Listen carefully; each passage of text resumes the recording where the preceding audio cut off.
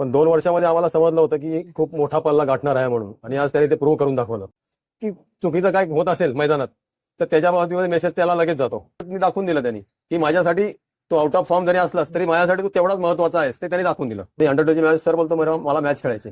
बोलो छोटा बच्चों का मैच है, 12 साल के बच्चे का मैच है, तू क्या करेगा इधर खड़ा रह नाही बोलतोय मी खेळेगा बोलतो इनके साथ नाही. त्यामुळे प्रेशर हा प्रकारच नाहीये सध्याला. ठीक आहे, वर्ल्ड कप आहे, ते थोडंसं प्रेशर सगळ्यांवरतीच असणार. तुम्हाला तुमची फिल्डिंगचा स्तर उंचवायला लागेल, बॉलिंग चांगली करायला लागेल.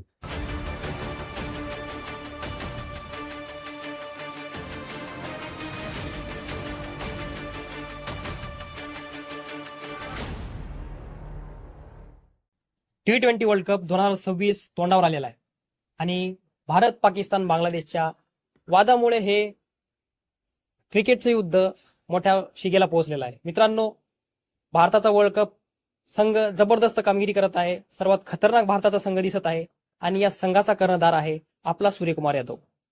T20 वर्ल्ड कप बद्दल आपण चर्चा करणार आहोत. आपल्यासोबत आहेत T20 वर्ल्ड कपचा भारतीय संघाचा कर्णधार सूर्यकुमार यादवचे coach Ashok Aswalkar sir. Sir, सर्वप्रथम T20 वर्ल्ड कप भारतात होतोय, एवढा मोठा इव्हेंट भारतात होतोय आणि या T20 वर्ल्ड कपच्या भारताचा कर्णधार सूर्यकुमार यादव म्हणजे तुमचा शिष्य आहे. किती अभिमानाची गोष्ट आहे सर? माझ्यासाठी ते खूप मोठी गोष्ट आहे, कारण का ज्या मुलाला सुरुवातीला घडवलं होतं तो आज एवढ्या मोठ्या स्टेजला जाऊन अख्ख्या भारताचं प्रतिनिधित्व करतोय मोठ्या स्टेजवरती T20 वर्ल्ड कपला. ही माझ्यासाठी तर खूप मोठी अभिमानास्पदाची गोष्ट आहे. कारण का सुरुवात जेव्हा केली होती आम्ही तेव्हा एवढं काय वाटलं नव्हतं की आज एवढे मोठा पल्ला गाठेल. पण 2 वर्षामध्ये आम्हाला समजलं होतं की खूप मोठा पल्ला गाठणार आहे म्हणून, आणि आज त्याने ते प्रूव्ह करून दाखवलं. ही त्याची सगळी स्वतःच मोठी ताकद आहे. कारण भारतात असं म्हणतात की क्रिकेटमध्ये खूप बेकार कॉम्पिटिशन असतं, खूप जास्त कॉम्पिटिशन असतं. बरोबर आहे. आणि क्रिकेट एक सामना जरी खेळायला मिळाला भारताकडनं तरी लोक आयुष्याचं धन्य झालं असं मान्य करतात. पण सूर्यकुमार यादव फक्त सामना न खेळता, चांगली कामगिरी न करता भारतीय संघाचं कर्णधारपद भूषवतोय. आता तुम्ही जे म्हणालात की एक सामना, सूर्याला जेव्हा इंडियाची कॅप मिळाली तेव्हा तो माझ्याशी पण तेच बोलला होता की सर माझ्या डोक्यावर इंडियाची कॅप आली तरी माझ्यासाठी खूप मोठी गोष्ट आहे बोललो. पण आज ती कॅप केवढी ताकदीची आहे ती त्यांनी प्रूव्ह करून दाखवलं, आणि आज त्याचं कर्तृत्व एवढं मोठं केलंय त्यांनी की आज ती कॅप खरोखर त्याच्या डोक्यावर शोभून दिसते. नक्कीच सर, तुम्ही सातत्याने सूर्यदादाच्या कॉन्टॅक्टमध्ये असता, बरोबर. तुम्हाला तो संपर्क करत असतो. तर आता तो भारताचा कर्णधार म्हणून एक क्रिकेटमधील एक मोठी स्पर्धा खेळायला जाणार आहे, ती म्हणजे T20 बरोबर. World cup. तर त्याच्या आधी तुम्हाला त्याने संपर्क साधला का, किंवा तुम्ही त्याला काय नॉर्मल tips दिल्या? व्हॉट्सअपवरती बोलणं होत असतं. टिप्स अशा काहीच नसतात की चुकीचं काय होत असेल मैदानात तर त्याच्या बाबतीमध्ये मेसेज त्याला लगेच जातो. पण आताच्या लास्टच्या 14 ते 18 मॅच झाल्या त्यात त्याचा परफॉर्मन्स होतच नव्हता. बरोबर.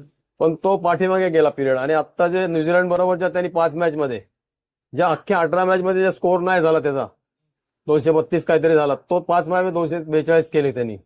आणि आज तो एवढ्या टॉप फॉर्म मध्ये चाललाय की आज त्याची बॅटिंग बघून आज सगळे टीम मेंबरही खुश झालेत की आज सूर्या खेळतोय आणि ताकदीने खेळतोय.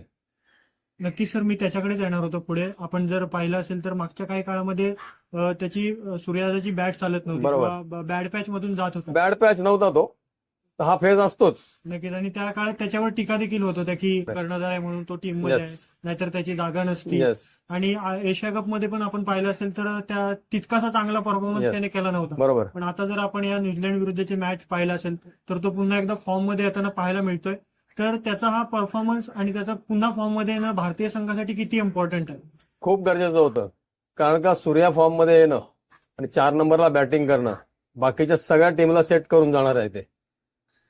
आणि तुम्ही या मधली जी टीका होत होती त्याला कशा प्रकारे घेत होता? म्हणजे माझं सोपं होतं म्हणणं की हा मोठ्या प्लेअरला हा फेस सगळ्यांना येत असतो की एक सीझन असा जातो की तुम्ही कुठेच नोवेअर झालेला असतं संपूर्ण क्रिकेटमधून, आणि ती टीका तुम्हाला पचवून त्या स्टेजला उभं राहणं खूप गरजेचं असतं. ते त्यांनी सूर्याने करून दाखवलंय. नक्कीच सर. आणि आता मोठी T20 टुर्नामेंट आहे वर्ल्ड कप. मी सुरुवातीला पण बोलत होतो की हा आत्ता जरी स्कोर होत नसेल तरी हा T20 ला बॅटिंग करणार, ते त्याने आत्तापासूनच प्रूव्ह करून दाखवलंय. नक्कीच आपल्या कोचचा एक विश्वास असतो, कारण बरोबर. लहानपणापासून पाहिलेला असतं वाढताना खेळताना. तो तुमचा विश्वास आता सार्थ होताना बरोबर. पाहायला मिळतो. हो. मागच्या 2 मॅचेस मध्ये आपण Exactly. पाहिलं असेल तर. सूर्यकुमार म्हणलाच होता की I am not out of form, I am just out me of तेच बोललो आता. बरोबर आहे. त्याच्या कर्णधारपदाबद्दल आपण बोलतोय सर. सूर्यकुमार यादव असा कर्णधार आहे की ज्याच्या अंडर भारताचा T20 मधली रेकॉर्ड जवळजवळ 80% विजयाचा आहे. 85%. 85 जवळ 80% विजयाचा रेकॉर्ड आहे. तर जगात असला कुठलाही कर्णधार नाही ज्याचा रेकॉर्ड असा असेल. तर सूर्यकुमार यादवच्या कर्णधार पदाबद्दल काय बोलाल सर? आता तुम्ही जसं म्हणालात की तो आउट ऑफ फॉर्म चाललाय म्हणून, पण आउट ऑफ फॉर्म नाही. आउट ऑफ फॉर्म असता तर त्याचा रिझल्ट तिकडे कॅप्टनशिप वरती पण आला असता. पण कॅप्टनशिप तो अगदी व्यवस्थित चाललेला होता, कारण तो कुठे डायव्हर्ट नाही झाला होता. त्यामुळे ते त्याचा आउट ऑफ फॉर्म वगैरे काहीच नव्हतं, की तो फोकस जो होता क्रिकेटवरती तो तसाच परफेक्ट होता. आणि कॅप्टनशिप त्याची लिडरशिप जी आहे ती अगदी त्याच्या टीम मेंबर सगळेच पसंत करतात. बरोबर. तर सूर्यकुमार यादवने एक असा संघ तयार केला आहे की ज्याला जगातील कुठलाही संघ जवळजवळ हरू शकत नाही असं म्हणलं तरी चालेल. एवढा जबरदस्त संघ तयार, एवढा खतरनाक संघ तयार केलाय. या मागं काय सूर्यकुमारनं वेगळं केलं की भारतीय संघ तर आतापर्यंत खेळतच होते, पण या पद्धतीचा संघ तयार करणं जो की इनविन्सिबल आपण म्हणतो की ज्याला हरवणं अशक्य आहे, बरोबर. याबद्दल काय बोलाल सर? काय माहितीये काय की आम्ही जे क्रिकेट शिकतो, घेऊन येतो, ते क्रिकेट आम्हाला कॅरी करायचं असतं. बरोबर. आम्ही जे काय खेळतो, शॉट खेळतो किंवा डिफेन्स करतो, जे जे काय असेल व्हॉट एव्हर इट इज, पण जे आम्ही क्रिकेट शिकवून आलोय, मोठे होत गेलोय, तेच क्रिकेट आम्हाला कॅरी करायचं असतं. तो कानमंत्र त्यांनी सगळ्यांना दिला की तुम्हाला येते ते एक्सप्रेस करा. आणि आज एक्झॅक्टली तेच दिसतंय मैदानात. जो तो जातो, तो आपल्याला जी बॅटिंग करता येते ती बॅटिंग करतो. आणि आपण 4-5 मॅच मध्ये पाहिलं ते, बरोबर. ईशान किशनला पाहिलं आपण, बरोबर. की त्याचा जो टेम्पो आहे तो ते असा फर्स्ट क्लास घेऊन जातात की तो टेम्पो शेवटपर्यंत कोणीच तोडत नाही. आणि असे 7 ते 8 जण आहेत आपल्याकडे की ती मॅच तशीच घेऊन जातात. आणि राहिलं काम ते बॉलरच आहे, ते बॉलर करतायत. बरोबर. सर, तुम्ही याच्यातून तुम्हाला सांगायचं की सूर्यकुमार यादव संघातील खेळाडूंना बॅकअप Yes. बॅक करतो. हो, बॅक करतो सर. सर्वात महत्वाचं असतं की संघातली बांधणी टिकून ठेवणं, संघातले खेळीमेळीचं वातावरण टिकून ठेवणं. आपण सूर्यकुमार यादवच्या स्वभावाबद्दल मागच्या इंटरव्ह्यू मध्ये बोललेलो आहे की खूप दिलदार स्वभावाचा सूर्यकुमार बरोबर आहे. यादव आहे. आता आपण संजू सॅमसन तिरुवनंतपुरमला जेव्हा गेलो होतो हा. आपण, तेव्हा एअरपोर्टवर संजू सॅमसनसाठी सूर्यकुमार यादव जागा तयार करत होता बरोबर की आहे. तुमच्या घरचा हिरो आलेला आहे. येस. मग त्यावेळेस सूर्यकुमार म्हणजे त्यावेळेस संजू सॅमसन खराब फॉर्म मध्ये चालला होता आणि शेवटच्या सामन्यामध्ये अशा प्रकारचं नक्कीच सॅमसनचा फॉर्म आला नाही, पण अशा प्रकारचं वागणूक एखाद्या खेळाडूला जेव्हा बॅट पॅच बरोबर आहे ना. बॅट पॅच मध्ये जेव्हा किती एखादा गरज आमचा टीम मेंबर असतो त्याला मी किती वरती आणून ठेवेन ते त्या कृतीने दाखवून दिलं त्यांनी, की माझ्यासाठी तो आउट ऑफ फॉर्म जरी असलास तरी माझ्यासाठी तू तेवढाच महत्वाचा आहेस, ते त्यांनी दाखवून दिलं. नक्कीच सर. मागच्या वेळी जेव्हा तुम्ही सूर्यदादाच्या स्वभावाबद्दल बोलत होता त्यावेळी तुम्ही अक्षरशः रडलेलात असं बरोबर. आपल्या मागच्या मुलाखतीमध्ये. तर आपण त्याचा हा स्वभाव आपण ऑन फील्ड देखील पाहायला मिळतो. बरोबर. जर आपण पाहिलं असेल तर स्वतः कर्णधार असताना स्वतःची 3 नंबरची जागा बॅटिंग ऑर्डरमध्ये सोडून त्याने तिलक वर्माला ती जागा बरोबर दिली. आहे. हे सॅक्रिफाईस आपल्या सहकार्यासाठी किती इम्पॉर्टंट आणि त्याच्या स्वभावाबद्दल काय सांगाल सर? कारण का ही गोष्ट जी आहे ती मी त्याच्याकडे अगदी सुरुवातीचे दिवस होते की त्याला मैदानात मी सोडत होतो, कॅप्टनशिप देत होतो. आणि आमच्याकडे त्यावेळेला जवळ 30 मुलं एका मॅचसाठी येत होती. तर 30 मुलं मॅचमध्ये खेळत नाहीत, पण सगळ्यांना मैदानात कसं शफल करायचं ते त्यावेळेला तो शिकलाच होता. त्या मोठ्या स्टेजला त्याला खूप सोपं पडून जातं. कारण का लहानपणी ज्या काही गोष्टी आम्ही शिकतो त्या पुढे मोठं झाल्यानंतर आम्हाला ते कुठेतरी आमच्या डोक्यामध्ये असतं की आम्हाला टीम मेंबरवर कसं जायचंय ते दिसतंय. आणि माझ्यासाठी ते खूप अभिमानाची गोष्ट आहे की आज तो सगळ्यांनी त्याच्याबरोबर एवढं चांगलं बॉन्डिंग आहे त्याचं सगळ्या टीम मेंबरबरोबर. ते सगळ्यांच्या प्लेअरच्या वागणुकीमध्ये पण दिसतं आणि ते सगळे त्याला पसंत करतात. आणि लिडरशिप मध्ये खूप मैदानात बघायलाही आवडतं. आणि सगळे मोठे मोठे प्लेअर त्या बाबतीमध्ये बोलतात की तो किती मैदानामध्ये कूल असतो. आणि हीच खासियत आहे की 11 प्लेअर जे असतात ते मैदानामध्ये एका परीने सगळे एक साथ सगळे परफॉर्मन्स करत नाही. प्रत्येक अपडाऊन सगळ्यांचाच असतो, पण त्यांना कसं घेऊन जाणं, बांधून ठेवायचं ते सूर्याकडनं शिकायला मिळतं. नक्कीच सर. सर, तुम्ही सूर्याच्या लहानपणाबद्दल बोललात. सूर्यकुमार यादव आता भारतीय संघाचा कर्णधार आहे, म्हणजे भारतातील क्रिकेटमधील सर्वात मोठी पोझिशन आहे. बरोबर. लहानपणाबद्दल बोलत होता, तर अशी कुठली लहानपणाची गोष्ट तुम्हाला जाणवली की त्यावरनं असं वाटतं की सूर्यकुमार नक्कीच डिझर्व करतो आज इथं? लहानपणाची एखादी गोष्ट त्याची. लहानपणाची म्हणजे काय की मैदानामध्ये जो असायचा 11-12 वर्षाचा होता, आमच्याकडे चांगले सिनियर्स खेळणारे होते सगळे, पण त्यावेळेला याला खेळायला मिळायचं नाही.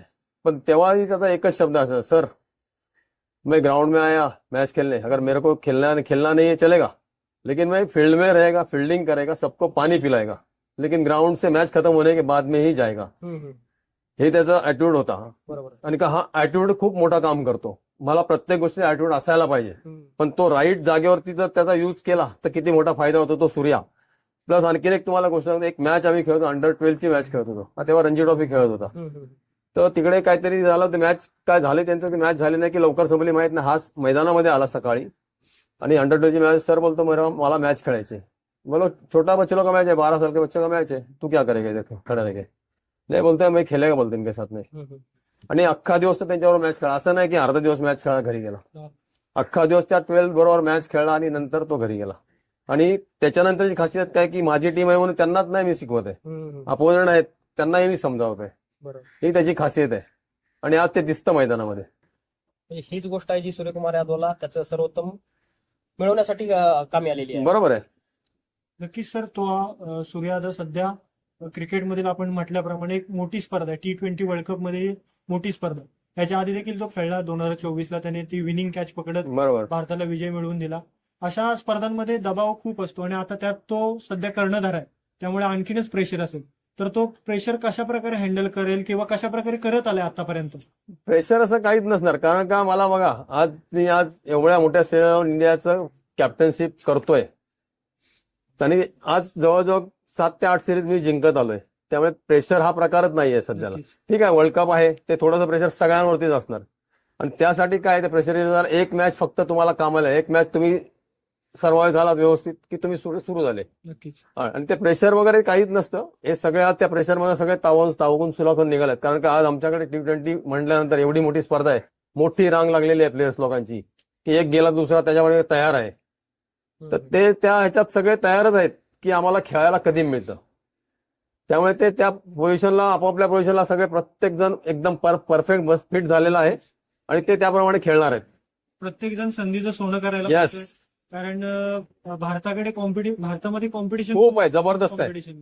आणि आपण जर पाहिलं तर भारतीय संघ जो सध्याचा संघ आहे तो मागच्या काही मॅचेस मध्ये आपण पाहिलं असेल तर त्याच्या तोडीस असा कोणता संघ वाटत नाहीये सध्या तरी बरोबर. T20 मध्ये. ऑस्ट्रेलिया देखील असेल, पण सध्या तरी भारतीय संघ 200 पारचाच आकडा पार करताना सहज. पाहायला मिळतोय. तर या संघामध्ये तुम्हाला कमी काय वाटते आणि पॉझिटिव्ह पॉईंट कोणता वाटतो भारतीय संघामध्ये सध्या? कमी म्हणजे काय आहे की T20 गेम जो आहे, आज तुम्ही 200 जरी केले, 250 जरी केले, 250 जरी केले, तरी तुम्ही स्वतःला सेफ समजू नाही शकत. कारण का जेव्हा आम्ही 250 करतो तेव्हा समोरची टीम तेवढ्या ताकदीने खेळू शकते. आणि T20चा गेमच तसा आहे की तो कधी तुमच्यावरती रिव्हर्स होऊ शकतो. त्यामुळे तुम्हाला बॉलिंग आणि फिल्डिंग ही खूप संयम आणि तिथे तुमची परीक्षा घेणारी असते की काय करायचंय तुम्हाला त्या सिच्युएशनला. त्याप्रमाणे तुम्हाला तुमची फिल्डिंगचा स्तर उंचावायला लागेल, बॉलिंग चांगली करायला लागेल. तुम्हाला रिलॅक्स होऊन चालणार नाही की आम्ही 250 केलो तर आम्ही जिंकलो, नाही चालणार. नक्कीच. आणि तुम्हाला सूर्याने कर्णधार म्हणून कोणती काळजी घ्यायला पाहिजे संपूर्ण वर्ल्ड कप मध्ये, असं काय वाटतं? आपल्या गेमवर फोकस करायचा, स्वतःच्या गेमवर फोकस केला की बाकी सगळे व्यवस्थित जाणार आहेत. कारण का सध्याच्या घडीला सूर्या खेळणं हे सगळ्यांसाठी गरजेचं होतं, त्यांनी ते प्रूव्ह करून दाखवले आणि आता ते पुढे कॅरी करेलच तो. या वर्ल्ड कपच्या संघाबद्दल सर तुम्ही काय बोलाल आणि किती आशा आहे, किती गॅरंटी आहे की बाबा हाच भारतीय संघ वर्ल्ड कप परत मायदेशी आणन आणि टायटल डिफेंड करेल आपलं? हा, वर्ल्ड कपचा काय आजपर्यंत रेकॉर्ड आहे की एकच टीम सलग 2 वर्ष जिंकली नाही. पण ह्या टीमकडे ती ताकद आहे की तो जो रेकॉर्ड आहे ते ही टीम मोडू शकते. बरोबर. त्याच्यानंतर आज मलाही खूप दिवस वाटत होतं की ईशान किशन टीम मध्ये यावा आणि आज तो त्या T20च्या टीम मध्ये आहे. बरोबर. तो आज आमच्या टीमचा सगळ्यात मोठा प्लस पॉइंट आहे. कारण का संजू सॅमसन जर खेळत नसेल, ईशान किशन ओपनला येत असेल, तर त्याच्या जर स्किल आहे बॅटिंगचं, अभिषेक शर्माचं जे आहे, आणि जर पहिल्या 6 ओव्हरमध्ये जर आम्ही 60, 70, 80 रन बनवू शकतोय तर आम्ही प्रत्येक मॅचला जवळजवळ नाही ना म्हणत तरी 250 पार करू शकतो. एवढी ताकद आहे आमच्याकडे. आणि आमच्याकडे मोठा प्लस पॉइंट आहे वरुण चक्रवर्ती. आम्ही इंडियामध्ये खेळतोय, वरुण चक्रवर्ती आहे, अक्षर पटेल आहे. सगळ्यात मोठा प्लस पॉइंट आहे हार्दिक पांड्या, जो सध्या टॉप फॉर्मला चाललाय ऍज अ ऑलराऊंडर. नक्कीच. आपण पूर्ण जर संघ पाहिला तर प्रत्येक जण फॉर्म मध्ये आहे. आणि आता तुम्ही असा एक कोणता खेळाडू आहे ज्याच्या फॉर्म मध्ये येण्याची अजून वाट पाहत आहे की हा जर खेळाडू फॉर्म मध्ये आला तर परिपूर्ण होईल आपला संघ? एक संजू सॅमसन आहे की बॅट लागत नाहीये. पण मी मध्ये आता 2-3 वेळा कोणाला तरी बोललोय, माझ्या मित्रांनाही बोललो की आज संजू सॅमसन खेळत नाहीये, पण वर्ल्ड कप मध्ये सगळ्या मॅचला तो स्कोर करेल. कारण का काही प्लेअरचा हे आहे की ते मोठ्या टुर्नामेंटलाच परफॉर्मन्स करत असतात बरोबर, आणि ऑलमोस्ट सगळे परफॉर्मन्स करतायत. त्यामुळे कोणाला नाव ठेवायला अशी जागा नाहीये की कोण परफॉर्मन्स करत नाहीये म्हणून. फक्त आम्हाला थोडंसं लक्ष द्यायला लागेल फिल्डिंगवरती. का फिल्डिंग तुमची एक कॅच अख्खी तुमची मॅच खराब करू शकते. बरोबर. त्याच्यावरती जास्त लक्ष देऊन फोकस करून आम्हाला जायला लागेल. बाकीच्या इतर गोष्टीत आम्ही सगळेच सरस आहोत, त्यामुळे त्याचा वादच नाहीये. नक्कीच आपण आता पाहतोय की बऱ्यापैकी वातावरण निर्मिती झाली T20 वर्ल्ड कपची. आपला भारताचा पहिला सामना USA विरुद्ध आहे 7 तारखेला. आणि आपल्याला असं वाटतं की आता मागच्या काही काळापासून आपण पाहिलं असेल की पाकिस्तानचा जो पोरखेळ सुरू आहे, त्यांनी सुरुवातीला स्टँड घेतला होता की आम्ही T20 वर्ल्ड कप खेळणारच नाही. त्यानंतर बांगलादेशने देखील स्टँड घेतलं की आम्ही बरोबर. खेळू पण भारतामध्ये खेळणार नाही, आणि त्याला पाकिस्तानने सपोर्ट दर्शवला होता. त्यानंतर आता परत त्यांनी भूमिका घेतली की आम्ही T20 वर्ल्ड कप खेळू पण भारताविरुद्ध खेळणार नाही. तर या संपूर्ण पाकिस्तानच्या या कुठेतरी बीसीसीआयला गोत्यात आणण्याचा प्रयत्न आहे या पाकिस्तानचा. त्याबद्दल तुम्हाला काय वाटतंय? बीसीसीआयला काय गोतात आणणार आहेत, कारण का जो स्टँड आहे तो आयसीसीचा आहे, त्यात कोणीच काय करू शकत नाहीये. नक्कीच. आणि आयसीसी त्यांना सांगितलंच आहे ना, शेवटी त्यांना काय जे सांगायचं त्यांनी ते, तर त्याप्रमाणे त्यांना रिॲक्ट करायला लागणार आहे. आणि शेवटी नुकसान कोणाला करतायत? त्यांच्या प्लेअरचं नुकसान करतायत ना. आज एवढी मोठी टुर्नामेंट आहे, आयसीसी वर्ल्ड कप आहे T20, ते तुम्ही जर खेळले नाही, तुमच्या मुलांना जर खेळायला मिळत नसेल तर ह्याच्यापेक्षा नुकसान कोणाचं होणार आहे? नक्कीच. आणि त्यांच्या म्हणजे बोर्डचा आधीच दर्जा उतरलेला, हा, आधीच ते प्रॉफिटमध्ये नाही. त्यातून परत आयसीसी कडून मिळणारं जे त्यांना पैसे आहेत ते देखील कमी हा, बरोबर आहे. सगळ्याच गोष्टी येतात ना त्याच्यामध्ये. त्यांची मग हा. क्वालिटी पण कमी होणार. का तुमचं राजकारण बाजूला ठेवून तुम्ही खेळायला पाहिजे होतं ना. ते नक्कीच. तुम्ही जर करणार नसाल तर काहीच फायदा नाही ना. आणि नुकसान तुम्ही तुमच्या जे टीम बनवली आहे T20ची, ते त्यांचंच नुकसान करताय. आणि जर राजकारण हा मुद्दा असं जर त्यावेळी मग त्यावेळी एशिया कप मध्ये स्टँड घ्यायला पाहिजे होतं की खेळणार. एक्झॅक्टली, बरोबर आहे. आता T20 हा. वर्ल्ड जेव्हा भारत होस्ट करतोय त्याच वेळी नेमकी ही हो, बरोबर आहे. सगळे खेळ हा, पाहायला आणि मिळतील. म्हणूनच हे चाललेलं आहे, दुसरं काय नाहीये. नक्कीच. सर, भारताचा कर्णधार सूर्यकुमार यादव आहे आणि सूर्यकुमारच्या नजरेत आम्हाला तुमच्या नजरेतनं सूर्यकुमाराची नजर जाणून घ्यायची आहे, कारण शेवटी तो तुमचा शिष्य आहे. थोडंफार तरी तुमचं नजर सेम किंवा विचार थोडेफार सेम असणार आहे. तर आपण या वर्ल्ड कपच्या स्क्वॉड बद्दल बोलणार आहोत, प्रत्येक खेळाडूबद्दल बोलणार आहोत की हा खेळाडू भारताला कसा जिंकून देऊ शकतो याबद्दल आपण बोलणार आहोत. तो सर्वप्रथम मी सर तुम्हाला नाव घेईल सूर्यकुमार यादवच. काय वाटतं, काय अपेक्षा आहे सूर्यकुमार यादवकडनं या वर्ल्ड कपला? त्यांनी फक्त आपला नॅचरल गेम खेळावा हम्म. आणि बाकी त्याची जी लिडरशिप आहे ती व्यवस्थित चाललेली आहे. त्याचा नॅचरल गेम त्याने खेळा आणि तो जर क्लिक होतोय हम्म, हम्म. तर भारतीय संघासाठी ती खूप मोठी गोष्ट आहे, कारण तो मोठा प्लस पॉईंट असणार आहे. काही मधल्या ज्या ओव्हर आहेत 8 ते 16, 15 पर्यंतच्या, हा. त्यामध्ये जर सूर्या खेळतोय तर त्याच्यासारखी कुठली मोठी गोष्ट नाहीये. बरोबर. तर पुढचा खेळाडू आहे जो खूप आक्रमक खेळाडू, अभिषेक शर्मा बद्दल बोलतोय आपण सर. अभिषेक शर्मा बद्दल काय सांगाल? अभिषेक शर्मा काय आहे की सुरुवातीला जर त्याची त्याला बॅट लागते आणि जर तो 10 ओव्हर खेळतोय तर आम्ही आमचा स्कोअर कुठे नेऊ शकतो ते आम्हालाच माहिती आहे. बरोबर. प्रत्येक मॅचला जवळजवळ 250 प्लसच होऊ आम्ही, जर अभिषेक शर्मा प्रत्येक मॅच लागला तर. बरोबर.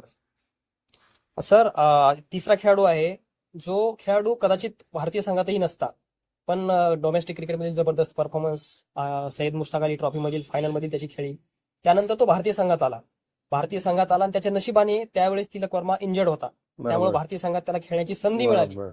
कदाचित तिलक वर्मा इंजर्ड नसता तर तो कदाचित आता भारतीयच्या वर्ल्ड कप मध्ये सुद्धा कदाचित नसता. बरोबर. त्या न्यूझीलंड सिरीज विरुद्ध ईशान किशनने जबरदस्त फलंदाजी केली आणि आता तो संजू सॅमसनला वगळून ओपनिंगच्या स्लॉटवर स्वतःची भूमिका बजावतोय. तर या खेळाडूबद्दल काय बोलाल?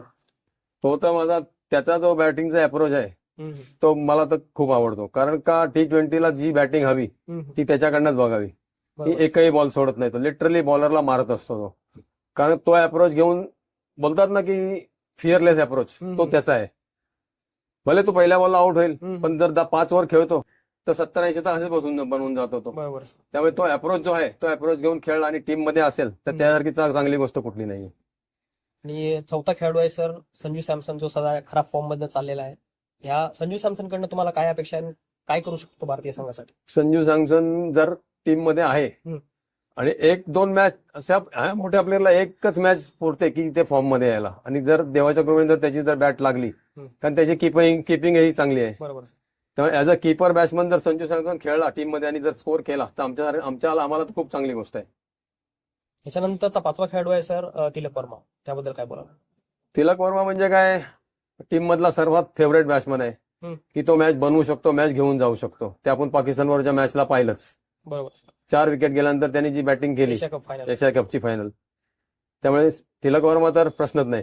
तिलक वर्माबद्दल असं बोललं जातं की तो गरज असेल तर आता असं म्हणलं जातं तो विराट कोहलीची जागा भरून काढतोय. जेव्हा गरज असेल तेव्हा तो स्लो सुद्धा खेळू शकतो आणि जेव्हा गरज असेल तर तेव्हा तो तो मला त्या गेम मध्ये मला ऍडजस्ट करून खेळायलाच पाहिजे, तर ती माझी बॅटिंग ना. बरोबर. दोन्ही गेम मला खेळायलाच पाहिजे. मला डिफेन्सिव्ह सुद्धा व्हायला यायला पाहिजे किंवा अटॅक करताना अटॅकही करता यायला पाहिजे. ते त्याकडे आहेत दोन्ही क्वालिटी. त्याच्यानंतरचा खेळाडू आहे सर ज्याला सगळ्यात जास्त क्लच प्लेअर म्हणलं जातं, दबावाच्या परिस्थितीत सर्वात जास्त चांगली कामगिरी करतो, तो म्हणजे हार्दिक पांड्या. काय बोलाल? माझा तो सगळ्यात मोठा फेवरेट प्लेअर आहे, कारण का ऍज अ ऑलराऊंडर मी त्याला वरती ठेवेन कायमचा. बरोबर. कारण का फास्ट बॉलर ऑलराऊंडर जो असतो त्याची मेंटॅलिटी असते की हिटिंग ते एकदम फेअरलेस असतात, आणि ते आपण हार्दिक पांड्याकडे बघतो. आणि आता आपण बघतोय की तो पॉवर प्ले मध्ये सुद्धा हो, work करतो. आणि प्लस बॉलिंग प्लस आहे की तेव्हा हातात जेव्हा बॉल ठेवला जातो तेव्हा प्रत्येक वेळेला तो विकेट काढून जातो. बरोबर. तो आमच्यासाठी मोठा प्लस पॉईंट आहे. आपण 2024च्या फायनल ओव्हरला देखील पाहिलं असेल की हार्दिक पांड्याने तो प्रेशर हा, आणि त्याच ओव्हरला सूर्याने कॅच कॅच पकडली. एक खेळाडू आहे जर त्याचं कोणाकडे जास्त लक्ष नाही, तो अंडरडॉग म्हणण्यापेक्षा मी म्हणाल की तो खूप शांतीत परफॉर्मन्स करतोय आपला, तो रिंकू सिंग बद्दल काय बोलाल? तो खालच्या 4-5 ओव्हरचा बादशाह आहे, कारण का तो लागला तर जबरदस्त आहे, पण किती वेळा टीम मध्ये राहील माहित नाहीये. कारण बॅटिंग लाईनमध्ये एवढी लांब आहे त्यामुळे काहीच सांगू शकत नाही कोणाची जागा आहे कोणाची नाही आहे म्हणून. बरोबर. फिल्डिंग सरस आहे त्याची. बरोबर. आणि 2024च्या T20 वर्ल्ड कप जिंकवण्याची महत्वाची भूमिका बजावणाऱ्या अक्षर पटेल याबद्दल काय बोलाल? अक्षर पटेल तर, आणि मी मागे एकदा बोललो होतो की अक्षर पटेल परत एकदा व्हाईस कॅप्टन बनलाय T20चा. तो आज आमच्या टीमसाठी सगळ्यात मोठा प्लस पॉईंट आहे, कारण बरोबर. त्याचं आणि सूर्याचं खूप चांगलं कॉम्बिनेशन आहे. कारण का तो सुरुवातीच्या पॉवर प्लेच्या ओव्हरमध्ये येतो आणि विकेट काढून जातो, ती त्याची खासियत आहे. आणि बॅटिंग आहे, Batting. फिल्डिंग आहे, आउटफिल्डची फिल्डिंग आहे अक्षर पटेलची, ती मोठी प्लस पॉईंट आहे. बरोबर. ती कॅच मार्चची हो. Varun Chakravarthy mystery spinner. पिस्टी spinner. मला एकदा सूर्या बोलला होता, सर मेरे को सूर्या को टीम में लेना है, आणि आज वरुण चक्रवर्तीने प्रूव्ह करून दाखवलं मी काय आहे ते. म्हणजे अगदी खाली गेलेला पोरगा उठून एवढा टॉपला जातो, तो मला संघात पाहिजे. यस, आणि ते प्रूव्ह करून दाखवलं त्यांनी. म्हणजे बोलतात ना की एखादा प्लेअर त्याची खासियत तो सूर्या बरोबर जाणतो, तो मला कुठे हवाय आणि काय करू शकतो. हा जो सूर्याचा पॉइंट आहे, तेव्हा ज्यावेळी जग त्याच्याकडे बॅड पॅच म्हणून पाहत असतं, आता तुम्ही उदाहरण सांगितलं की वरुण चक्रवर्ती, त्याचप्रमाणे त्यावेळी सूर्या सांगितलेलं की हा मला पाहिजे, येस, त्यावेळी तो फॉर्म मध्ये नव्हता. तर याची प्लेअर ओळखण्याची जी क्षमता आहे की हा पुढे जाऊन आपल्याला फायदा बरोबर आहे. करून देऊ शकतो, चांगली कामगिरी, ती त्याच्याकडे खासियत आहे ती ती. तुम्हाला हा, कशी वाटते? की प्लेअर जब मोजायला येतो ना तो सरस असतो. मैदानात सगळेच प्लेअर दिसत असतात, नक्की. पण एखाद्याकडे काय खास खासियत आहे ती शोधणं, ते त्या सूर्याकडे आहे. ज्यावेळी रोहित शर्मा म्हणाला होता की येत्या 2 वर्षात तिलक वर्मा हा इंडियाचा स्टार असेल, आणि त्या प्रकारेच झालं की तसंच आहे ना ते. कसं जोखलं जातं एखाद्या प्लेअरला मैदानामध्ये त्याच्या परफॉर्मन्सवर, ते समजतं. त्याच मैदानातला वागणूक असते, ॲटिट्यूड असतो, तो समजतो.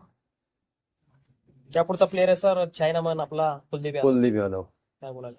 आज आम्ही इंडियाच्या विकेटवर खेळतोय, इंडिया आणि श्रीलंका, बरोबर. जिथे बॉल फिरतात तिथे कुलदीप यादव, वरुण चक्रवर्ती आणि अक्षर पटेल हे कायमचे प्लस पॉईंट असणार आहेत. त्याच्यानंतर भारताचा सर्वात महत्वाचा गोलंदाज जसप्रीत बुमराह. जसप्रीत बुमराह म्हणजे काय की 4 ओव्हर जसप्रीत बुमराहच्या त्या आमच्यासाठी कायमच्या प्लस असणार आहेत. सुरुवातीच्या 2 ओव्हर किंवा 3 ओव्हर, नंतरचे 1 किंवा 2 ओव्हर बरोबर. त्या आमची मॅच बनवू शकतात कायमच्या. जसप्रीत बुमराह सगळ्यात वरतीच असणार कायमचा. यानंतर आहे सर भारताकडनं सर्वात जास्त T20 विकेट घेणारा गोलंदाज हर्षदीप सिंग. हर्षदीप सिंग. तो सुरुवातीच्या ओव्हरचा तर खास प्लेअर आहे की नवीन बॉलला तो हमखास विकेट काढून जातो. एखाद दिवशी त्याला मार पडतो पण तो हमखास विकेट काढतो. त्यात तो डावखुर असल्यामुळे तो- पण येतो. आणि आम्ही खूप वर्ष बोलत सुद्धा होतो की सगळ्या टीमकडे लेफ्ट हँडेड बॉलर आहेत, आमच्याकडे नाही. पण हर्षदीपने सगळ्यांना प्रूव्ह करून दाखवलं लेफ्ट हँडेड बॉलरची किती व्हॅल्यू आहे टीम मध्ये, ती त्यांनी प्रूव्ह करून दाखवली. कारण तो कायमचा डिफिकल्ट असतो लेफ्ट हँडेड बॉलर, पेस बॉलर.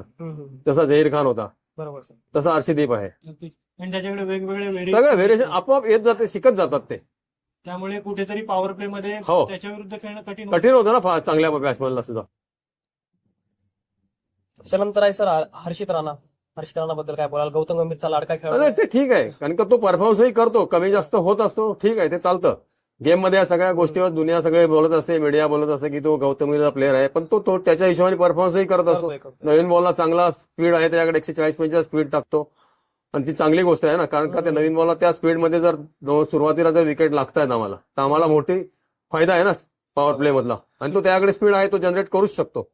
तो बॅटिंग करेल नाही करेल नंतरची गोष्ट आहे, पण त्याच्या ज्या स्पीडमध्ये तो बॉलिंग करतोय त्यात जर सुरुवातीच्या पॉवरमध्ये आम्हाला जर विकेट लागली तर ती आमच्यासाठी खूप चांगली गोष्ट आहे. सुरुवातीला त्याच्यावर टीका झाली की KKR कोटा असेल बरोबर किंवा आहे. त्याच्या संघात जागा मिळाली, पण आता तो सध्या स्वतःला प्रूव्ह करताना पाहायला मिळतो. बरोबर आहे. बॅटिंगमधून देखील तो काय होतं, जेव्हा सगळीकडनं बोंब सुरू होते तेव्हा मला कुठेतरी त्याच्यातनं उभं राहायचं असतं, तर मला काहीतरी करायला लागतं, नाही तर होणार नसतं या गोष्टी. कारण टीका घेऊन जेव्हा मी उभा राहतो तेव्हा मी सरस झालेलो असतो. नक्कीच. तर याच्यानंतर आहे परत एकदा स्पिन ऑलराऊंडर वॉशिंग्टन सुंदर. आता वॉशिंग्टन सुंदर सध्या तरी Injured. इंजर्ड आहे, पण जर इन टीम असेल तरी तेही कॉम्बिनेशन सरस आहे. बॅटिंग आहे, बॉलिंग आहे, परत ऑफ स्पिनर आहे तो. जर व्हेरिएशन करायचं झालं तर आम्हाला एक लेफ्ट आर्म आहे, ऑर्थोडॉक्स आहे, अक्षर पटेल आहे, राईट आर्म ऑफ स्पिनर आहे, वरुण चक्रवर्ती आहे, मिस्ट्री बॉलर आहे, स्पिनर आहे. बरोबर आहे, कुलदीप आहे. आमच्याकडे 4 चांगले टॉप क्वालिटीचे स्पिनर आहेत. ह्याच्यात मोठा सगळ्यात जास्त कॉम्पिटिशन आहे. कॉम्पिटिशन झाल्यानंतर टीम मध्ये मला परफॉर्मन्सही करायचा आहे, ही मोठी गोष्ट आहे परत आणखीन. आणि न्यूझीलंड मालिकेविरुद्ध आपण 5 T20 सामन्यापैकी एक सामना हरलो. ठरलो. या सामन्यात एक गोष्ट तुम्हाला जाणवली असेल सर, शिवम दुबेची बॅटिंग. जेव्हा भारतीय संघ पूर्णपणे कोलॅप्स झालेला होता त्यावेळेस तिथून जेव्हा विजय अशक्य वाटत होता तेव्हा तो त्यांनी बऱ्यापैकी शक्य करून दाखवला होता. तर तो पुढचा खेळाडू तोच आहे आपला शिवम दुबे. काय बोला? माझा तो लकी ट्रम्प कार्ड आहे टीम मधला कायमचा, की त्याला तुम्ही कुठेही सोडा, कुठेही उभं करा, बरोबर. कधीही त्याच्या हातात बॉल द्या, तुम्हाला तो परफॉर्मन्स करून देणार. तो शिवम दुबे आहे. स्पिन बॅशर म्हणतात सर त्याला. हो हो, कधी कधी. आणि त्याच्याकडे ती क्वालिटी आहे. आणि काय होतं की धोनीने त्याला तयार करून सोडलेलं आहे, बरं. ते आज दिसतंय सगळ्यांना. आणि त्याची क्वालिटी आज सगळ्यांना माहिती पडते. लास्ट मॅचला त्यांनी जो स्कोर केला तो. तो सुरुवातीला आरसीबीच्या संघात होता त्यावेळेस एवढा चांगला बरोबर आहे. परफॉर्मन्स, जेव्हा सीएसके मध्ये गेला असं म्हणतात की धोनीच्या तालमीत गेला, बरोबर. तिथून तो तयार झाला चांगला आणि तो भारतीय संघासाठी सुद्धा चांगली कामगिरी. धोनी कसं आहे, धोनी बॅक करतो ना एखाद्या प्लेअरला. जसं आता मी सूर्याचं बोललो की एखाद्या प्लेअरला तो बॅक करतो.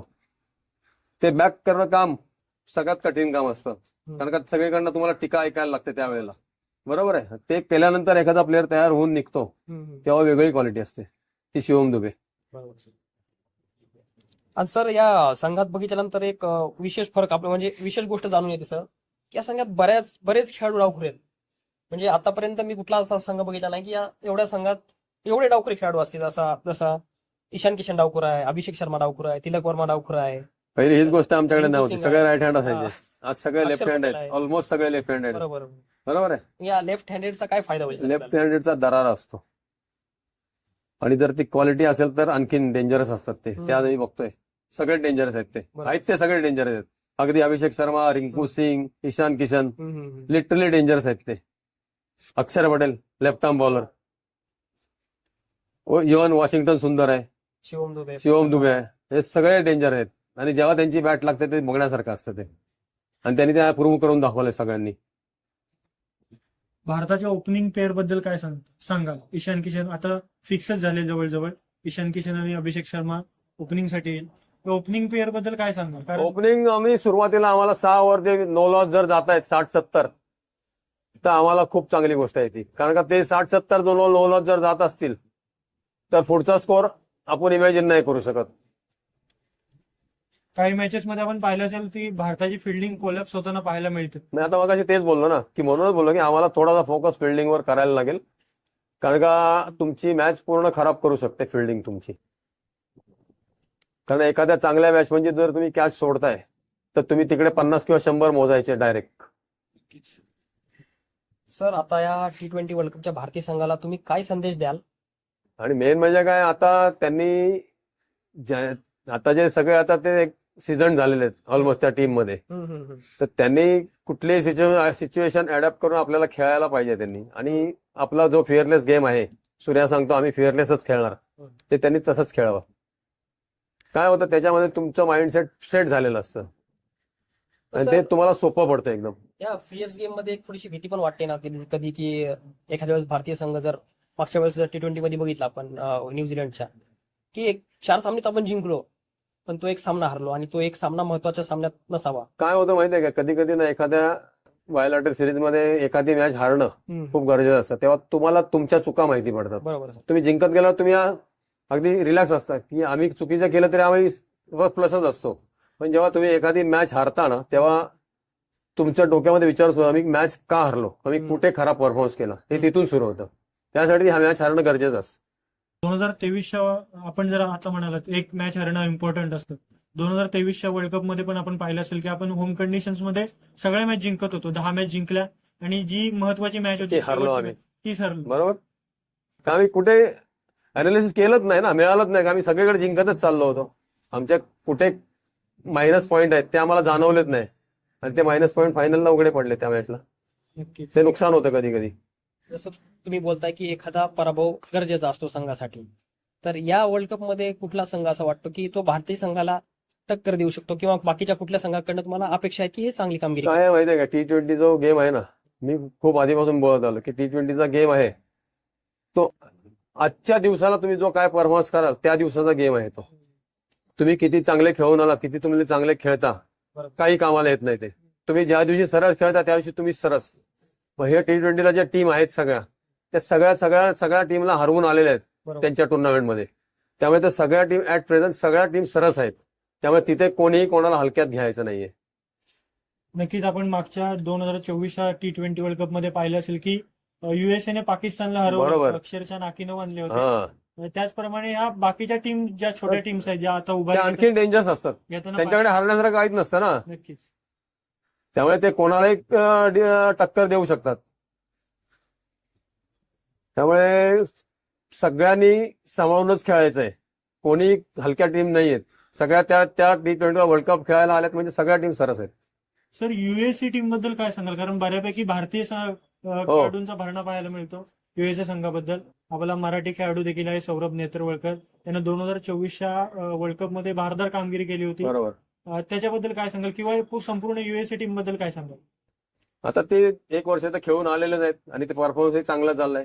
काय होतंय, एकदा खेळल्यानंतर आम्हाला सगळ्या आमच्या चुका वगैरे माहिती पडत जातात आणि कोचेस त्याप्रमाणे त्यांच्यावर काम करून घेतात आणि आता ते सगळे सेट झालेले आहेत.